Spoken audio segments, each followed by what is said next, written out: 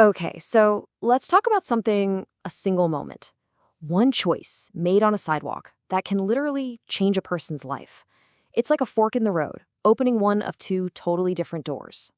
I mean, not one sentence just says it all, right? It gets right to the heart of the injustice here. We're going to meet a teenager, his name is Marcus, and he's just walking home. That's it. He wasn't doing anything wrong, but he ends up in the wrong place at the wrong time, caught in the orbit of some older kids. And just like that, you know the scene. The whole night is lit up with flashing red and blue lights. Marcus gets stopped by the police. They think he's part of this group that was tagging a wall nearby. And you can just feel how fast the situation goes from 0 to 100. The tension is just, you could cut it with a knife.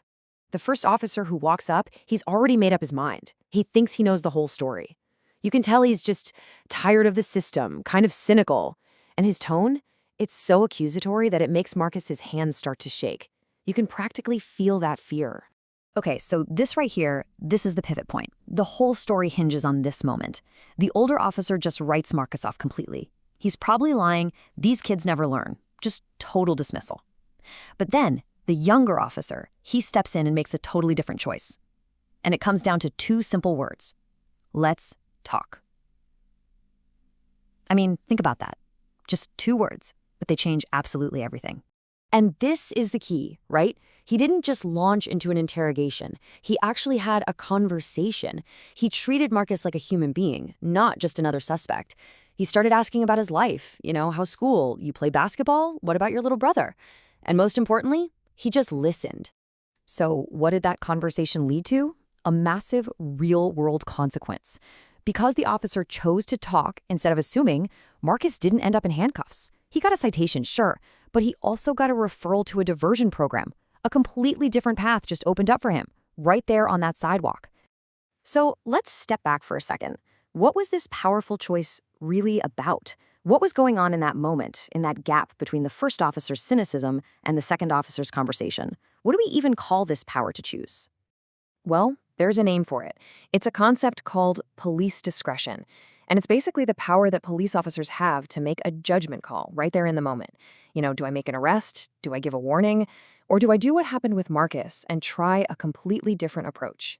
And here's a really powerful way to think about it. It's the front door to the justice system. I mean, wow.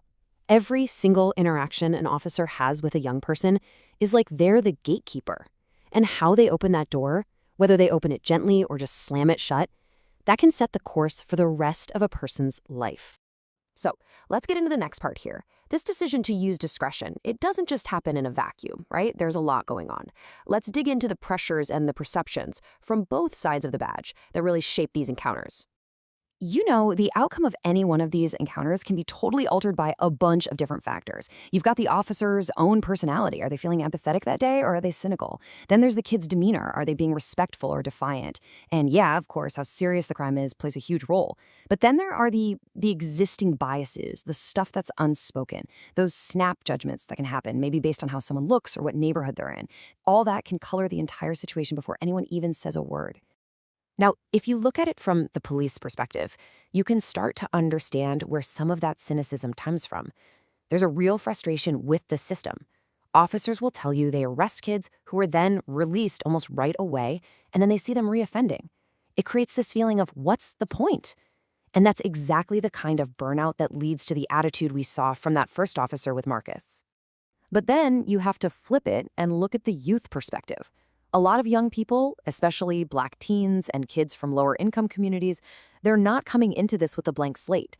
They often have this built-in mistrust of law enforcement, whether it's from their own experiences or things they've seen in their community. And that mistrust, understandably, is going to shape how they act, which then influences how the officer responds. It's like a feedback loop. Okay, so let's tie this all together. Why does any of this matter so much? The short answer? Because the impact of a single moment, a single encounter, can echo for a lifetime. I mean, look at these two paths.